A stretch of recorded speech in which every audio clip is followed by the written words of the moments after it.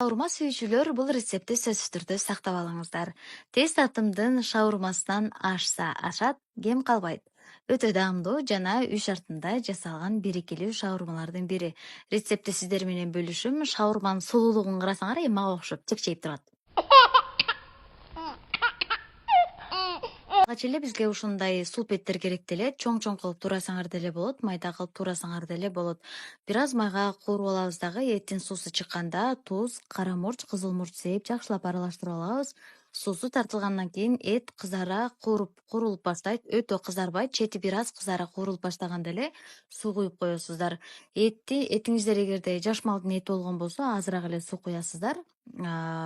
Анан пенсияга чыгып кеткен малдын эти болгон болсо анда көбүрөөк суу куюп, акырындык менен жумшак кылып бышырып аласыздар. Ага чейин керектелүүчү азыктарды жасап алабыз. 2 сабиз, татымына жараша туз жана бадыраң, чеснок, кара мурч, кызыл мурч сээп эле алып коесуздар. Май кошулбайт. Себеби картошка фри жана этти дагы майга кууруп алып атабыз. Ошондуктан майлуу болуп кетет. Ошондуктан май кошулбайт.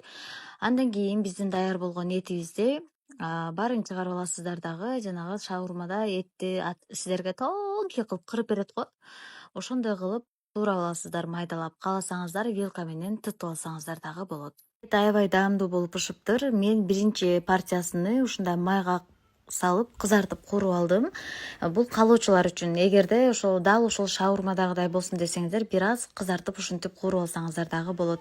Кааласаңыздар куурубай эле ошол жумшак боюнча жасап алсаңыздар дагы болот. Соуска кетчуп, майонез, кара мурч эле коштум жана фрини майга кууруп алдым дагы. Майлыктарга жайып койдум. Андан соң достор, биздин шаурмага соусту саласыздар. Сабиз жанагы, андан кийин помидор, андан кийин жанагы фри эсептеп салып бердим баарына. 1, 2, 3, 4 деп. Анан жанагы этибизди салабыз. Этти саласыздар, андан кийин майонез менен чыкы кылып туруп сээп коесуздар. Кааласаңыздар кетчуп кошсоңуздар дагы болот. Андан кийин шаурманы оройсуздар. Бала чөргөгөндөй кылып оройсуздар дагы.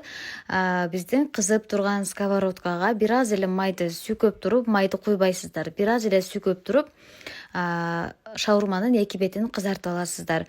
Анан аңкая отура бербеңиздер, ай күйүп калат.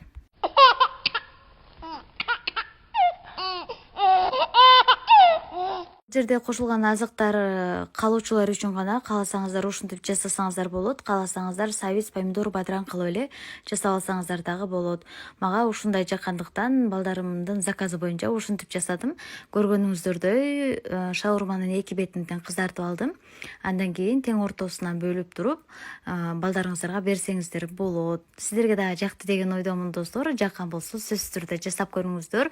Тез татымдын шаурмасынан эч кандай айырмасы жок. Ашса ашат, кем калбайт. Апам болсо охо деп баягы тиктоктогу баладай болуп кыйкырып тур анан. Мазаго деди десең, а?